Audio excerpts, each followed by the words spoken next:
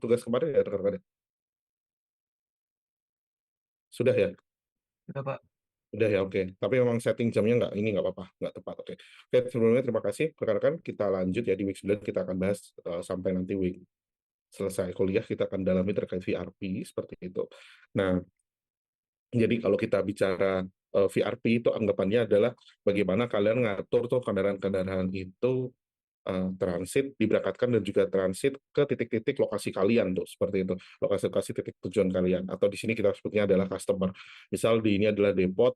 Nah, ini kalian rutekan, misal oh grup satu harus ke titik A, B, C, D, E seperti itu. Kemudian grup 2 harus ke A, B, C, D dan seterusnya seperti itu dan seterusnya. Nah, ini nanti yang akan kita pelajari sampai akhirnya. Kapan truk itu ke A dulu, kapan ke A-nya yang sebelah sini, kapan A-nya yang sebelah sini. Nah, ini nanti yang kita akan selesaikan atau kita akan solve pakai VRP ini sendiri seperti itu. Nah, jadi namanya juga vehicle routing problem. Kalian ngurusin bagaimana rute atau bagaimana kendaraan itu di-assign ya, rekan-rekan.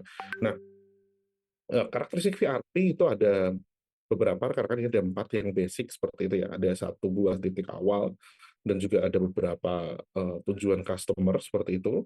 Kemudian kalian punya kendaraan yang berada di depot dengan jumlah yang tak terbatas. Ini asumsi basic ya, rekan-rekan. Kemudian setiap pelanggan memiliki jumlah permintaan untuk dikirim atau dijemput dan kita mengetahui juga antara jarak dan juga waktu tempuhnya untuk masing-masing titik seperti itu. Dan waktunya telah ditentukan. Ini yang basic. Nah, nanti kalau kita bicara Pak, nanti ada kemacetan, Pak, nanti ada apa namanya kendaraan saya nggak available, Pak, apa namanya deponya banyak dan lain sebagainya. Nanti itu adalah pengembangan dari VRP itu sendiri. Nah, goals-nya rekan-rekan ketika kita bicara VRP itu adalah kita akan minimize biaya transportasi, di mana dengan nanti minimize biaya transportasi, kalian udah tahu ya kemarin kalau kita udah ngotak-atik sekian kali untuk biaya transportasi itu sendiri ya. Nah, kemudian kita juga akan minimasi jumlah kendaraan dan juga pengemudi yang digunakan karena ini akan directly memberikan impact terhadap biaya transportasi seperti itu. Kemudian ada penyimbangan rute juga tadi ya, load-nya biar tidak terlalu banyak. Kalau misal satu kendaraan dia ngirim ke sekian banyak tempat dan kendaraan misal satu kendaraan ngirim ke 8 tempat sama satu kendaraan cuma ngirim ke satu tempat ya itu nanti akan jadi problem. Yang ke-8 itu load-nya terlalu besar seperti itu. Dan yang terakhir adalah minimize denda atau apa namanya denda karena keterlambatan seperti itu, penalti karena keterlambatan. Nah, ini model matematisnya rekan-rekan secara basic ya. Mungkin rekan-rekan bisa perhatikan sebentar ya rekan-rekan, ini yang basic di mana tadi ya kita sudah ketahui bahwa kita akan minimize goals-nya adalah distance. Ini yang paling basic. Kita kalikan dengan decision. XIJ ini adalah decision variable. Dia satu ketika kita apa namanya assign satu buah kendaraan untuk menuju ke satu buah lokasi dan nol kalau dia kendaraan tidak kita assign ke dalam satu buah lokasi. Nah, makanya dia nilainya adalah satu dan juga nol seperti itu rekan-rekan. Nah, untuk I dan J ya, I itu adalah titik origin, J itu adalah destination seperti itu. Nah, ini konsep basic dari VRP untuk baca model matematisnya seperti itu. Tadi ini ada model matematis untuk pembatas ya, tadi saya jelaskan XIJ sama dengan satu untuk I, dari titik awal, kemudian ini untuk menuju ke titik selanjutnya seperti itu. Nanti akan saya jelaskan ketika di kelas rekan-rekan. Nah, untuk ketika kita perhatikan, oh ternyata kita perhatikan lagi cost, kemudian kita perhatikan lagi load-nya, dalam arti ini kalau kita pertimbangkan juga berat barang, berat produk, nah nanti ini lebih kompleks lagi. Ini pakai 3 indeks EGV kayak gitu ya, rekan-rekan. Nah, nanti ini saya jelaskan ketika di kelas saja ya, rekan-rekan. Ini saya jelaskan terkait varian-varian VRP dulu seperti itu.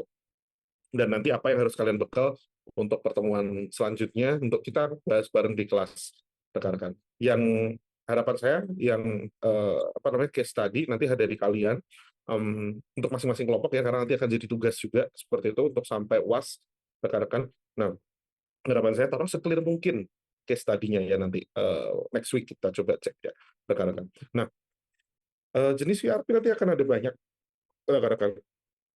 Ada VRP with time window, kemudian ada VRP pick up and delivery, multi trip VRP heterogeneous fleet, VRP time split delivery, sorry. Kemudian ada VRP backhaul dan juga periodic VRP serta dynamic VRP. Jadi ada beberapa jenis ini untuk kita bicara VRP itu. Nah, Sekarang kita bicara one by one terlebih dahulu ya. Ini ada VRP with time window seperti itu. Nah, ketika kita bicara VRP with time window, rekan-rekan, jadi anggapannya gini, kalian mau ngatur, ngerancang ngirim barang nih rekan-rekan ke, let's say, ke Yukiya Department Store kayak gitu. Nah, kalian rancang kendaraannya datang jam 1 malam. Kira-kira ada yang terima apa enggak? Enggak, Pak. Pastinya nggak akan ada ya, rekan-rekan. Nah, waktu-waktu yang telah ditentukan untuk masing-masing titik customer itu namanya time window tadi. Misal, let's say, Yuki Department Store itu rekan-rekan, prinsipnya mereka akan terima barang, khususnya untuk produk flash itu sekitar jam 4 pagi sampai jam 6 pagi. Kemudian mereka akan lakukan proses display. Ketika kalian supply Yuki Department Store dan kalian kelewat dari jam 6 pagi, ya kalau barang kalian nggak akan bisa masuk, rekan-rekan. Nah, itulah yang dinamakan VRP time window. Jadi ada waktu-waktu tertentu di masing-masing titik. Kemudian ada VRP pick up and delivery, rekan-rekan. Nah, ini biasanya untuk kurir, rekan-rekan. Jadi dia naruh barang dan juga sekalian ngambil barang ke lokasi. Gampangnya ngirim apa namanya ngurusin galon aqua kayak gitu ya. Ngurusin galon aqua gitu, galon air mineral. Orangnya datang antar yang isi sekalian ngambil yang kosong. Nah, itu adalah jenis VRP pick up and delivery. Jadi dia sekaligus ya, sekalian ngirim sekalian ngambil juga seperti itu.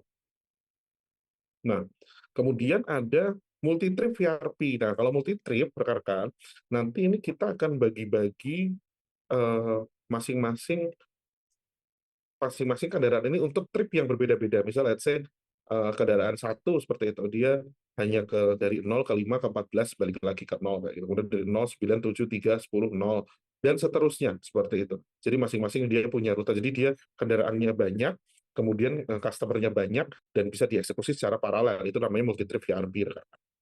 Kemudian ada yang selanjutnya adalah heterogeneous fleet. Nah, heterogeneous fleet ini jenis kendaraannya beda-beda nih. Oh, ada yang pakai Fuso, ada yang pakai Colt, ada yang pakai CDE, CTD. Kita kemarin di kelas, kalian tahu ya jenis-jenis kendaraan yang bisa kita pesan di aplikasi delivery itu sangat sangat banyak sekali jenisnya.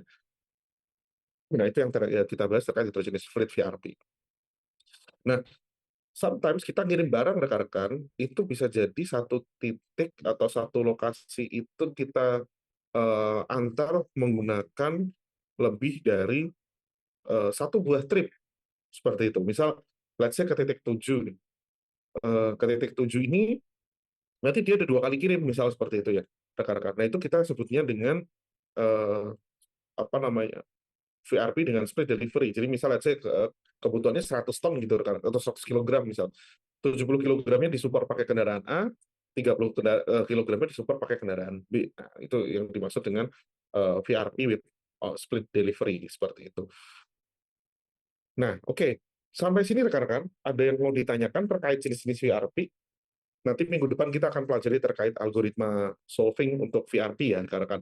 Nah, ini harus di kelas sih, rekan-rekan. Semoga minggu depan tidak ada gangguan, karena besok kami akan review untuk akreditasi, rekan-rekan. Jadi mohon maaf kalau saya mewakili dosen-dosen TL, rekan-rekan, mohon maaf apabila beberapa mata kuliah terkena dampak ya rekan-rekan, mungkin ada yang di online kan seperti itu, atau mungkin ada yang diasinkronuskan, dan mohon maaf dan mohon doanya ya rekan-rekan ya, karena kami sampai bulan Mei nanti kami harus submit akreditasi untuk kalian seperti itu. Nanti apabila kami perlu bantuan kalian, misal support isi kuesioner dan lain sebagainya, nanti saya akan kontak kalian seperti itu ya. Sekali lagi kalau saya mewakili dosen-dosen TL, mohon maaf ya rekan-rekan, karena pengajaran yang mungkin tidak terlalu optimal, tapi ya kami usahakan sebaik mungkin seperti itu ya, karena uh, kita akan melakukan akreditasi dan submit ke Dikti itu minggu depan.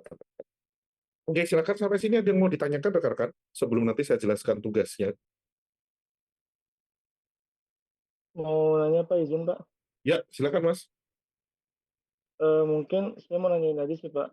Untuk perusahaan-perusahaan Indonesia umumnya itu biasa pakai VRP apa, dan untuk VRP ini biasanya eh, perusahaan itu apakah tergantung bidangnya? Contoh misalkan dia bidang di distribusi makanan, itu VRP-nya beda, atau di bidang apa itu beda lagi. Mungkin itu aja sih Pak. Oke, good question Mas. Ada dua ya. Yang pertama biasanya rata-rata pakai apa? Oh, VRP-nya, kemudian apakah ada karakteristik perusahaan itu apakah mempengaruhi jenis VRP-nya? Gampangnya kayak gitu ya Mas ya. Dua tadi ya pertanyaannya. Oke, one by one Mas. VRP memang betul sangat tergantung dengan karakteristik bisnis dari perusahaannya Mas. Itu betul. Misal, let's say kita bicara, pernah ngelihat nggak kalian truk ngirim apa namanya? Sebentar saya coba browsing ya. Truk itu ngirim ini apa namanya? Ngirim baja seperti itu ya.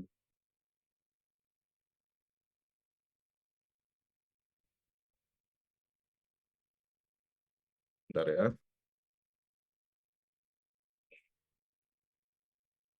Oke, coba saya share screen. Nah, misal nih, kalian harapkan, ini adalah bagaimana baja steel coil itu dikirim. Kalau kalian lihat nih, satu kontainer, dia paling isi 3 roll, isi 2 roll aja, kayak gitu. Nah, kenapa hal ini bisa terjadi? Pak, kenapa nggak dibanyakin gitu? Misalnya, kenapa kok bisa penuh? Sometimes cuma sedikit, kayak gitu. Nah, karena dia ada keterbatasan namanya maksimum load terkadang. Jadi satu roll coil baja ini itu beratnya sekitar 20 ton rekan-rekan. Tergantung ya. Nah, kalau yang isinya cuma sedikit, misal tadi mana ya isi 2 tadi. Hmm, misal seperti ini. Kenapa kok isinya cuma 2? Karena kapasitas maksimum angkut eh, truk ini ya, trailer itu di 40 ton. Nah, isinya cuma 2 dong maksimum rekan-rekan. Karena 20 ton, 20 ton. Nah, padahal dia masih bisa bawa banyak gulungan, gampangannya seperti itu. Nah, berarti kita nanti pakai capacitated VRP, Mas. VRP yang jenisnya menggunakan kapasitas ya, seperti itu. Dan juga jenis kendaraannya juga mungkin bisa heterogeneous juga, seperti itu. Contoh lagi, di tambang. Di tambang itu kita ngitungnya adalah bagaimana kendaraan itu melakukan, apa ya istilahnya, eh, bahasa gampangannya kita ngelaju lah. Bahasa lapangan itu ngelaju itu apa, satu truk itu kelintang kelinting terus tuh, ngambil bongkar, ngambil lagi bongkar lagi. Nah, makanya dia pakai multi trip VRP seperti itu.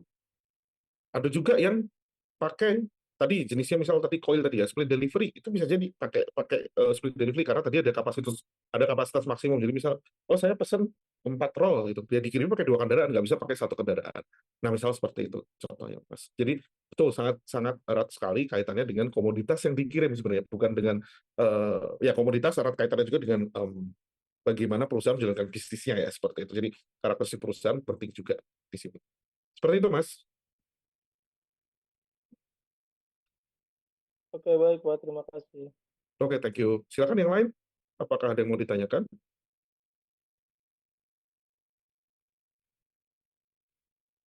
Oke, apabila belum ada, nah, minggu depan rekan-rekan, saya minta rekan-rekan siapkan case. Yang pertama, perusahaannya apa? Kedua, barang yang diangkut apa? Kemudian kalian harus cari data atau cari titik, kira-kira dia harus ngantar kemana saja dengan karakteristik apa tadi yang saya sampaikan. Misal, oh Pak, barang saya adalah koil baja seperti itu. Saya ngantar dari Cilegon ke Jawa Timur, misal ke Inka, ke pabrik kereta di Madiun seperti itu. Nah, karakteristiknya pengantaran jam sekian sekian sekian, truk yang digunakan adalah trailer. Nah, kalian coba tentukan itu selengkap mungkin. Belum diselesaikan apapun ya, teman-teman. Kalian masih cari parameter data dulu. Nanti kita coba akan bahas di kelas. Nanti saya akan contohkan bagaimana kalian solving VRP itu dari masalah yang ada. Oke, kebayang tugasnya rekan-rekan? Maaf Pak, izin tanya. Silakan. Untuk datanya itu harus ada berupa angka juga ya Pak, berarti. Yap, baiknya iya Mas, biar bisa kita olah. Baik Pak. Oke, thank you Mas. Ada lagi silakan, yang lain?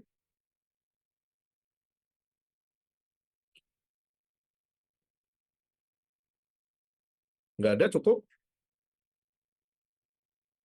Oh ya Pak, maaf, izin Mhm, tanya lagi. Untuk boleh. kalau semisal perusahaannya bergerak di bidang distributor itu termasuk gak Pak? Atau emang harus perusahaan Selama dia manufaktur? melakukan pengangkutan, boleh. Kalau nggak melakukan pengangkutan, nggak bisa Mas. Oh, baik Pak. Eh, Terima kasih Pak. Oke, thank you. Nanti tolong tulis perusahaan sama produknya ke link grup kita ya. Link apa namanya, link Google Docs kita ya. Biar jadi satu di sana. Ada lagi, silakan.